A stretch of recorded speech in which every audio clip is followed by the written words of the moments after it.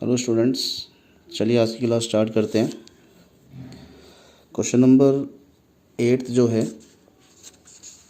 7 तक हम लोगों ने कर लिया था। क्वेश्चन नंबर आज जो है 8 करेंगे हम, ठीक है। और जो हमारा टॉपिक चल रहा है वो गुडविल वैल्यूएशन का चल रहा है। इसमें एवरेज प्रॉफिट हम लोगों ने रीड कर लिया था और वेटेड एवरेज प्रॉफिट हमारा जो टॉपिक है वो चल ही रहा है, ठीक है। तो वेटेड एवरेज प्रॉफिट का एक क्वेश्चन मैंने आपको करवा दिया था। इसके बाद एक क्वेश्चन और बचता है, वो मैं अभी आपको करवा देता हूँ। थोड़ा इस क्वेश्चन में आप लोग जो है एक तरीके से ध्यान देना, ठीक है। चलिए स्टार्ट करते हैं इस क्वेश्चन को। इस क्वेश्चन की लैंग्वेज स्टेटमेंट में लिख रखा है, it was agreed to calculate the value of goodwill of a firm at 3 year purchase of the weighted average profit of the past 4 year. Okay, तो यहाँ पर जो गुडविल आपको फाइंड आउट करनी है वो वेटेड एवरेज प्रॉफिट के through जो है फाइंड आउट करनी है, और जो नंबर ऑफ़ ईयर परचेजेस हैं वो 3 ईयर परचेजेस हैं। ओके, तो यहाँ पर आपको जो प्रॉफिट्स हैं ईयर्स के, उन ईयर्स के प्रॉफिट को आप जो है वेट जो है प्रोवाइड करवाएंगे। किस तरीके से प्रोवाइड करवाएंगे वो आप एक बार चेक कर लीजिएगा। कहता है 31 मार्च जो ये ईयर एंडेड है, ये 31 मार्च 2012 है। तो 2012 के प्रॉफिट को आपको 1 जो है, ठीक है, वेटेज करनी है, और यहाँ पर जो है 13 के प्रॉफिट को 2 वेट प्रोवाइड करवाना है, 14 को 3 और 15 को 4, यानी कि आपको जो है एक तरीके से 4 ईयर के प्रॉफिट प्रोवाइड करवा रखे हैं क्वेश्चन में। The profit for these year ended on 31 March are, अब आपको प्रॉफिट भी जो है बता रखा है। जैसे 12 का था 22,200, 13 का 24,800, ओके, और इसी तरीके से 14 का 20,000 और 15 का 13,000, ठीक है, 30,000। On a scrutiny of the account of the following matters are revealed, ठीक है। तो आप लोगों ने जब एक तरीके से कुछ चेकिंग वगैरह करी, कुछ अकाउंट्स की इंस्पेक्शन वगैरह करी, तो कुछ जो है मिस्टेक वगैरह आपने जो है देखी, तो वो मिस्टेक मैं आप लोगों को बता देता हूँ किस तरीके की मिस्टेक है। फर्स्ट में बोलता है ऑन 1 दिसंबर 2013, इस डेट को ज़रा नोट कर लेना एक बार। 1 दिसंबर 2013, इट मीन्स फाइनेंशियल ईयर हमारा कौन सा था, ये आप लोग एक बार चेक कर लेना। फाइनेंशियल ईयर हमारा 13-14, यानी कि ये 1 अप्रैल 13 को स्टार्ट हुआ होगा और एंडिंग कब हुई होगी इसकी, 31 मार्च 2014, ठीक है। तो ये जो एडजस्टमेंट है ये आपके कौन सी ईयर के प्रॉफिट में जाएगी, ये जाएगी आपकी 31 मार्च 14 के प्रॉफिट में, प्लीज़ नोटेड। ओके, चलिए, तो क्या करा सर इस डेट को, पर्टिकुलर डेट को, ऑन 1 दिसंबर 2013 में मेजर रिपेयर, इसको थोड़ा हाईलाइट करना, मेजर रिपेयर। ओके, बहुत बड़ी रिपेयर करवाई थी आपने, किसके रिस्पेक्ट, किसके रिगार्डिंग, प्लांट के रिगार्डिंग। ओके, जिसपे कितना एक्सपेंडिचर आया, 6,000। मेजर रिपेयर भी करवाई हो या फिर कोई एक तरीके से आपने, मेजर रिपेयर का मतलब आपने जो है कैपिटल एक्सपेंडिचर किया है आपने उस प्लांट पे, क्या पता उसके साथ एक्स्ट्रा पार्ट ऐड करवाया हो, ठीक है, एट्सेट्रा, जो भी कोई रिपेयर है वो आपने करवाई है। तो देखिए, जब भी आप मेजर रिपेयर करवाओगे तो ऐसे में क्या है कि उस जो प्लांट की जो कॉस्ट है वो इंक्रीज़ हो जाती है। ओके, तो यहाँ पर जो है एक तरीके से यहाँ प्लांट की जो कॉस्ट है वो 6,000 से आपकी और इंक्रीज़ हो गई, ठीक है। तो which amount was charge to revenue, लेकिन आप लोगों ने उसको क्या कर दिया, पीएनएल के डेबिट में शो कर दिया, इट मीन्स उसको रेवेन्यू ट्रीट कर लिया, ठीक है, जो कि गलत है। क्योंकि अगर आप ईयरली रिपेयर करवाते हो, एनुअली रिपेयर करवाते हो, तो वो एक रेवेन्यू एक्सपेंडिचर होता है, ठीक है, हर साल का खर्चा होता है। लेकिन अगर आप मेजर रिपेयर करवाते हो, यानी कभी कभी रिपेयर करवाते हो, ठीक है, कई सालों में रिपेयर करवाते हो, तो इसका मतलब वो कैपिटल एक्सपेंडिचर होता है। और कैपिटल एक्सपेंडिचर मैंने आपको बता दिया था, एसेट्स में ऐड हो जाता है, एसेट्स में शो करते हैं। तो जो ये प्लांट है, प्लांट 6,000 की कॉस्ट से आपका और इंक्रीज़ हो गया, चलो अच्छी बात है। The paid sum is agree to be capitalise for goodwill, और भैया कहता भी है कि यहाँ पर जो है एक तरीके से ये जो अमाउंट आपने पेड किया है ना in respect of major repair, तो ये प्लांट जो है एक तरीके से आपको कैपिटलाइज, यानी कि जो पेड अमाउंट है ये आपको कैपिटलाइज करना है, किसके पर्पज़ से, कैलकुलेशन ऑफ गुडविल के पर्पज से, ठीक है। तो subject to adjustment of depreciation of 10% per annum on reducing balance method. Okay, ये प्लांट जो 6,000 का और ऐड हुआ है, इस पर 10% के हिसाब से आप डेप्रिसिएशन चार्ज करेंगे, और कौन सा मेथड होगा आपका, रिटर्न डाउन बोले तो रिड्यूसिंग बैलेंस मेथड। ओके, चलिए, तो ये अच्छी बात है। लेकिन यार यहाँ पर एक बार मैं आपको बार बार बता रहा हूँ, ये जो प्रॉफिट रिफ्लेक्टेड होगा वो 14 का होगा। ओके, ठीक है सर, आगे चलते हैं। नेक्स्ट में अगर बात करें सेकंड एडजस्टमेंट की मिस्टेक की, तो closing stock for the year ending 31 मार्च 13, 31 मार्च 13 का जो प्रॉफिट है ना, कहाँ गया, ये रहा, 13 का जो प्रॉफिट है ये आपका चेंज हुआ है। किस लिए चेंज हुआ है? क्योंकि सर इसमें ना जो क्लोजिंग स्टॉक था ना, इस ईयर का जो क्लोजिंग स्टॉक था वो बहुत ज़्यादा लग गया। कितने से ज़्यादा लग गया? 2400 के अमाउंट से ओवर वैल्यूड हो गया। ठीक है, तो रेक्टिफिकेशन ऑफ एरर्स के चैप्टर में मैं जो है मैंने आपको करवाया था कि ओवर वैल्यूड का क्या ट्रीटमेंट वगैरह करते हो आप लोग। ठीक है, तो यहाँ पर जब क्लोजिंग स्टॉक आपका इंक्रीज हो गया बाय मिस्टेक, आपने जो है एक तरीके से ओवर वैल्यूड कर दिया, तो ऐसे में आपका जो ग्रोस प्रॉफिट आया होगा वो ज़्यादा आया होगा, ग्रोस प्रॉफिट आपका इंक्रीज हो गया होगा। ठीक है, जिसके कारण आपको एबनॉर्मल गेन हो गया। ओके, और एबनॉर्मल गेन का ट्रीटमेंट मैंने भैया आपको लोगों को बताया था जब एवरेज प्रॉफिट मेथड से गुडविल फाइंड आउट करवाया था। यानी कि जब एवरेज प्रॉफिट मेथड का मैंने जो फॉर्मूले वगैरह जब मैं करवाया था, टॉपिक करवाया था, तो उसमें एबनॉर्मल गेन लॉस का मैंने ट्रीटमेंट बता दिया था। तो एबनॉर्मल गेन जो है वो लेस होता है। ठीक है, एक काम करना, प्रॉफिट एंड लॉस अकाउंट बनाना, ट्रेडिंग अकाउंट बनाना। ठीक है, ट्रेडिंग अकाउंट बनाएंगे तो अपनी कोई इमेजरी फिगर से यार अपना ट्रेडिंग अकाउंट बना लेना, और ट्रेडिंग अकाउंट बना के जो है फिर अपना जीपी वगैरह जो है फाइंड आउट कर लेना। ठीक है, अपने इमेजरिंग फिगर से। ओके, उसके बाद जिस क्लोजिंग स्टॉक को आपने जिस वैल्यू पे लिया है, अच्छी बात है, उसमें 2400 ऐड करके देखना एक बार।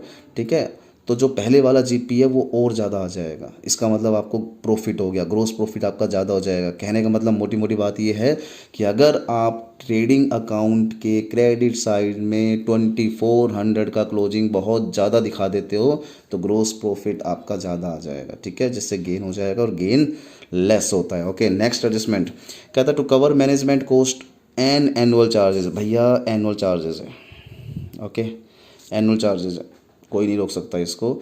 Annual charges to 4800 should be made for the purpose of goodwill valuation. यहाँ पर मैनेजमेंट कॉस्ट है। ठीक है, मैनेजमेंट का हो सकती है सैलरी वगैरह हो या कुछ और रेमुनरेशन वगैरह हो, जो कि हर साल जाता ही जाता है और प्रॉफिट में से जाता है वो। ठीक है, तो गुडविल के वैल्यूएशन के लिए आपको उसको भी ट्रीट करना है। तो calculate the value of goodwill. ठीक है यार, काफ़ी अच्छा क्वेश्चन है। ठीक है, और ऐसा ही प्रैक्टिकल क्वेश्चन भी बड़ा ज़बरदस्त क्वेश्चन है। ठीक है, उसकी मैं आपको जो है एक बार बता दूंगा कैसे क्या करना है। ठीक है जी, चलिए तो फिलहाल इस क्वेश्चन का सॉल्यूशन एक बार चेक कर लेते हैं। एक सबसे बड़ी बात ये कि जो ये आपको प्रॉफिट अवेलेबल करवाए गए हैं, ठीक है, इस प्रॉफिट में से एक ऐसा एक्सपेंसेस है जो ईच ईयर डिडक्ट होगा, that is management cost, annual charges है ये। ओके, एनुअल चार्जेज है। ठीक है, तो सर एक काम करो, जो ये प्रॉफिट आपको 4 ईयर के दे रखे हैं, तो इन प्रॉफिट में सबसे पहले ये मैनेजमेंट कॉस्ट ही लेस कर दो ना। बिल्कुल ठीक है, सही कह रहे हो आप लोग। आइए सॉल्यूशन की तरफ चलते हैं। तो यहाँ मैंने लिखा है, आप लोग एक बार चेक कर लीजिए, profit for the year ending 31 March 2012 2200 provide करवाया गया है क्वेश्चन में, देख लेना आप लोग। इसमें से जो एनुअल कॉस्ट है, एनुअल चार्जेस है मैनेजमेंट का, वो मैंने लेस कर दिया। ठीक है, एक बार आप लोग ये चेक कर लेना। 4800 ये हर साल के प्रॉफिट में से लेस होगा, क्योंकि भैया नहीं रोक सकते आप। ठीक है, ये रूटीन का एक्सपेंडिचर है, रेवेन्यू एक्सपेंडिचर। ओके, चलिए ठीक है। अब 2012 में सिर्फ मैनेजमेंट कॉस्ट की एडजस्टमेंट थी, बाकी कोई एडजस्टमेंट नहीं है। ठीक है, मतलब कोई मिस्टेक नहीं हुई, सिर्फ मैनेजमेंट कॉस्ट की ही प्रॉब्लम थी। अब नेक्स्ट मैं बात करता हूँ सेकेंड ईयर के प्रॉफिट की। Profit for the year ending 31 मार्च 13। तो यार अभी मैंने आपको बताया कितना प्रॉफिट दे रखा है 13 का, 24,800। अच्छा, कोई एक्सपेंसेस है जो हर साल होगा? हाँ जी सर, बिल्कुल होगा।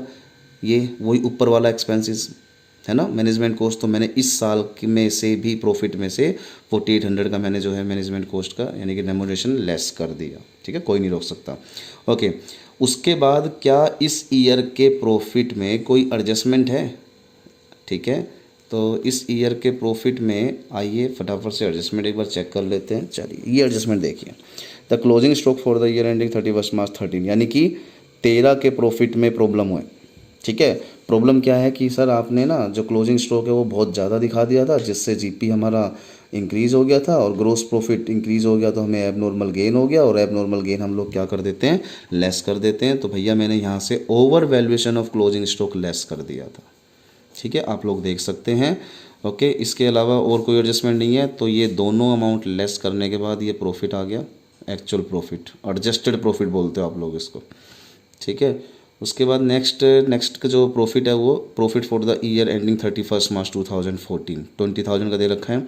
हर साल की तरह मैनेजमेंट का मुंह बंद करना पड़ेगा, ठीक है। तो मैनेजमेंट की कॉस्ट आपको पे करनी पड़ेगी, जैसे आपने ऊपर वाले प्रॉफिट में से लेस किया, यहाँ से भी लेस करिए 4800। ओके, अब ज़रा एक बात बताइए, पिछले लास्ट यानी कि जो लास्ट ईयर था, वो लास्ट ईयर में आपने क्लोजिंग स्टॉक को ज़्यादा दिखा दिया था। कितने से ज़्यादा दिखा दिया था? 2400। अब वही क्लोजिंग स्टॉक नेक्स्ट ईयर में फॉरवर्ड होगा तो उस टाइम क्या हो जाएगा? वो ओपनिंग स्टॉक बन जाएगा, ठीक है। तो जो क्लोजिंग स्टॉक था अब वो नेक्स्ट ईयर कन्वर्ट हो गया किस में? ओपनिंग स्टॉक में। तो वही सिचुएशन कि सर वहाँ क्लोजिंग स्टॉक ज़्यादा था, अब वो ओपनिंग में कन्वर्ट हो गया तो ओपनिंग ज़्यादा हो गया, ठीक है। तो जब ओपनिंग स्टॉक आपने ज़्यादा वैल्यूड कर दिया, ओवर वैल्यूड कर दिया आप लोगों ने, तो ऐसे में ग्रोस प्रॉफिट आपका कम हो गया होगा, ठीक है, आपको लॉस हो गया होगा। ओके, जो स्टॉक आपको दिखाना चाहिए था एक्चुअल वैल्यू पे, आपने उसको कहीं ज़्यादा वैल्यू दिखा दिया, कहीं ज़्यादा वैल्यू पे दिखा दिया, जिसके कारण आपका ग्रोस प्रॉफिट क्या हो गया? रिड्यूस हो गया, जिसके कारण आपको लॉस हो गया एबनॉर्मल। और एबनॉर्मल लॉस हम यहाँ पे ऐड कर देंगे, ये देखिए एक बार।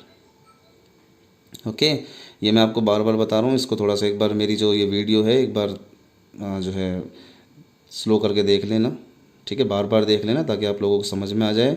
क्लोजिंग स्टॉक ओवर होगा, ओवर वैल्यूड होगा तो ग्रोस प्रॉफिट इंक्रीज होगा, एबनॉर्मल गेन होगा, लेस कर दिया। ओके, ओपनिंग स्टॉक इंक्रीज होगा, ओवर वैल्यूड होगा तो ओवर वैल्यूड होने की वजह से ग्रोस प्रॉफिट रिड्यूस, ओके, जिसके कारण एबनॉर्मल लॉस हो गया, एबनॉर्मल लॉस ऐड कर देते हैं, बहुत अच्छी बात है। इस साल के प्रॉफिट में एक एडजस्टमेंट है, कौन सी? मेजर प्लांट वाली, मेजर रिपेयर वाली। तो यहाँ मैंने 6000 की एक मेजर रिपेयर करवाई थी प्लांट के रिगार्डिंग, ठीक है, लेकिन उसको मैंने रेवेन्यू ट्रीट कर लिया, जबकि करना क्या चाहिए था? कैपिटलाइज करना चाहिए था, ठीक है। मैंने इसको पीएनएल के डेबिट में शो कर दिया, तो मैंने क्या करा? मैंने इसको ऐड बैक कर दिया, क्योंकि पीएनएल में नहीं शो करना चाहिए था, इसको लेस नहीं करना चाहिए था, इसको एसेट्स में शो करना चाहिए था। तो मैंने मेजर रिपेयर जो करवाई प्लांट की 6000 कॉस्ट वाली, वो मैंने ऐड कर दी, ठीक है। और इस पे डेप्रीसिएशन जो चार्ज करना था वो मैंने नहीं किया, तो अब कर देंगे, पीएनएल के डेबिट में से लेस कर देंगे। चलिए, तो यानी कि यहाँ से मैंने डेप्रीसिएशन ऑन प्लांट 6000 का था, 10% की रेट थी, रिड्यूसिंग बैलेंस मेथड था। और ये प्लांट की जो आपने रिपेयरिंग करवाई है, ये करवाई है आपने 1 दिसंबर। तो भैया दिसंबर से लेकर और 31 मार्च तक कितने महीने हो गए? 4 महीने। तो 4 मंथ का मैंने डेप्रीसिएशन 200 लगा दिया। देन उसके बाद कितना अमाउंट आ गया ये प्रॉफिट का? 23,400, राइट। नेक्स्ट ईयर का profit for the year ending 31 मार्च 2015 30,000।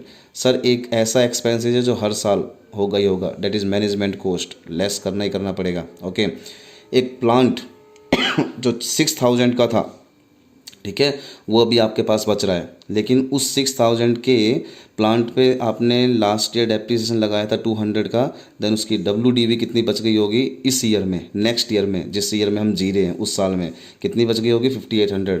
तो 5800 पे फुल ईयर का डेप्रीसिएशन लगेगा आप तो पूरे साल का, क्योंकि ये प्लांट आपका पीछे वाले साल से फॉरवर्ड होकर आया है। तो ईयर एंडिंग तक पूरे 12 मंथ हो गए, इस पे 12 मंथ का डेप्रीसिएशन डेट इज़ 580।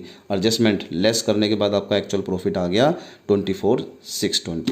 ओके, तो यार ये आपने 4 साल के प्रॉफिट आपने जो है एक्चुअल निकाल लिए, जिसको आप एडजस्टेड प्रॉफिट का नाम भी दे सकते हो, कोई भी प्रॉब्लम नहीं। उसके बाद आप लोग करोगे क्या, एक बार वो चेक कर लेते हैं। हाँ जी, ईयर आपने लिख लिया 12, 13, 14, 15, 12, 13, 14, 15, बहुत अच्छी बात है। एक्चुअल प्रॉफिट आपने ये फाइंड आउट कर ही लिया था उस वर्किंग से, 15,400, 17,600, 23,400, ये और ये कर लेना। उसके बाद बोला गया है कि आपको क्वेश्चन में कि इन ईयर के प्रॉफिट को ये वेट देने हैं, ये भी आपने कर दिए। देन प्रोडक्ट करना है, प्रोडक्ट कैसे करना है ये मेरे को नहीं पता, कर लेना, ठीक है। बच्चों वाले सवाल जो है एक तरीके से मत पूछा करो। ओके, चलिए ठीक है, इन दोनों की अपने जो है चारों की मल्टीप्लाई करके अपने ये कर लेना। ओके, ये अमाउंट आ गया, इसका टोटल कर दिया, जिसको आप बोलते हैं total product, total weight. Weighted average profit का फॉर्मूला क्या था? Total product divide by total weight, ठीक है। ये आपका वेटेड एवरेज प्रॉफिट आ गया। गुडविल फाइंड आउट करनी है, तो गुडविल के लिए क्या फॉर्मूला था? सर वेटेड एवरेज प्रॉफिट ये वाला, ओके, इनटू में number of year purchases. Okay, तो ये जो है आपकी पूरी फर्म की गुडविल फाइंड आउट हो गई, ठीक है। चलिए, तो इसके बाद जो है नेक्स्ट गुडविल का जो मेथड है, गुडविल वैल्यूएशन का मेथड है, वो एक बार रीड कर लेते हैं। ठीक है, that is super profit method. Okay, अभी तक मैंने आपको एवरेज प्रॉफिट मेथड करवाया। ठीक है, एवरेज प्रॉफिट मेथड के साथ साथ आपको वेटेड एवरेज प्रॉफिट मेथड भी करवाया।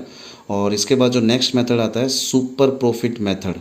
ठीक है, काफ़ी इजी मेथड है ये, लेकिन एक बात ध्यान रखना, ये बेस होता है आपका एवरेज प्रॉफिट मेथड पे। जिस स्टूडेंट को जो है एवरेज प्रॉफिट मेथड से गुडविल फाइंड आउट करनी नहीं आई, वो सुपर प्रॉफिट मेथड या आगे के मेथड नहीं कर पाएगा। ओके, तो यहाँ पर जो है एक तरीके से आपको सुपर प्रॉफिट मेथड करने के लिए जो है आपको एवरेज प्रॉफिट मेथड को भी जो है समझना बहुत ज़रूरी है। ओके, चलिए, तो सुपर प्रॉफिट मेथड एक तरीके से सुपर प्रॉफिट, नाम से पता चल रहा है यहाँ पर सुपर प्रॉफिट, यानी कि जब भी आप लोग अपने नॉर्मल प्रॉफिट, यानी कि एक तरीके से जो है जब भी कोई पर्टिकुलर प्रॉफिट जो आप अर्न कर रहे हो उससे कहीं ज़्यादा प्रॉफिट आप लोग अर्न करते हो, तो वो होता है सुपर प्रॉफिट।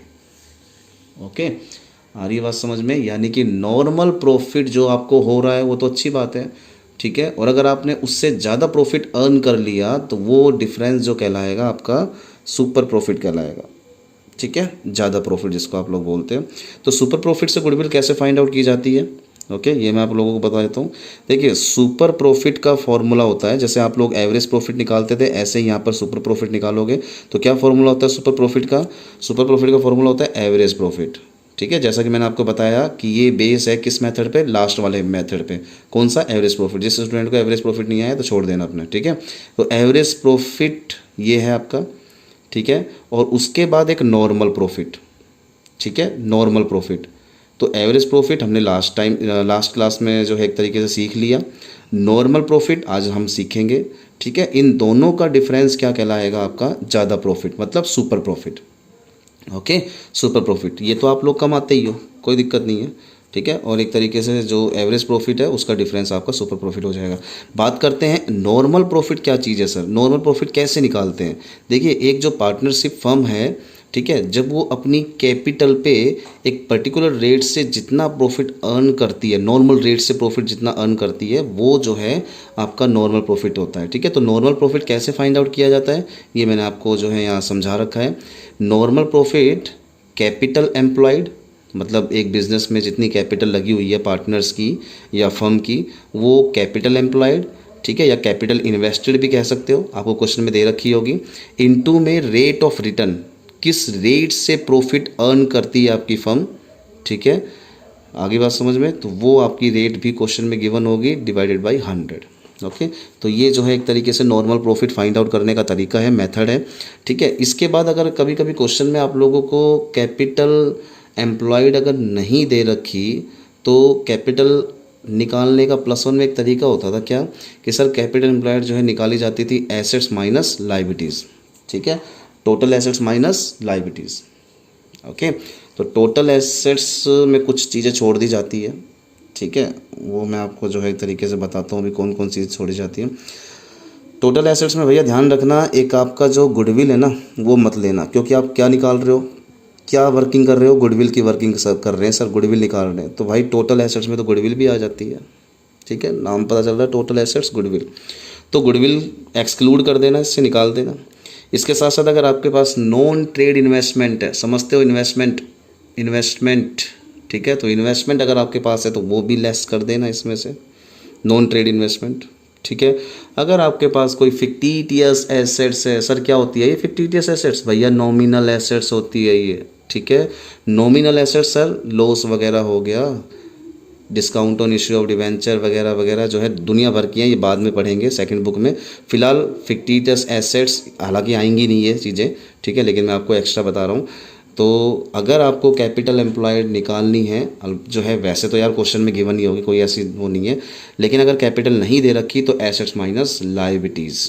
ओके, कभी कभी क्वेश्चन में क्या होता है, कभी कभी क्वेश्चन में सर कैपिटल एम्प्लॉयड दूसरे तरीके से भी हम लोग निकाल सकते हैं। सुनिए, ये होती है एसेट्स अप्रोच। एसेट्स अप्रोच का मतलब पता होगा, अगर आप एसेट्स की साइड की बात करते हैं, एसेट्स की साइड की, तो ये एसेट्स माइनस लायबिलिटीज़। अब मैं बात करता हूँ लायबिलिटीज़ अप्रोच की। ठीक है, तो अगर किसी क्वेश्चन में कैपिटल गिवन नहीं है आप लोगों को, और क्वेश्चन में ये बता रखा है कि यार पार्टनर्स की कैपिटल भी दे रखी है, ओके, और इसके साथ साथ उनके कुछ रिज़र्व भी दे रखा है।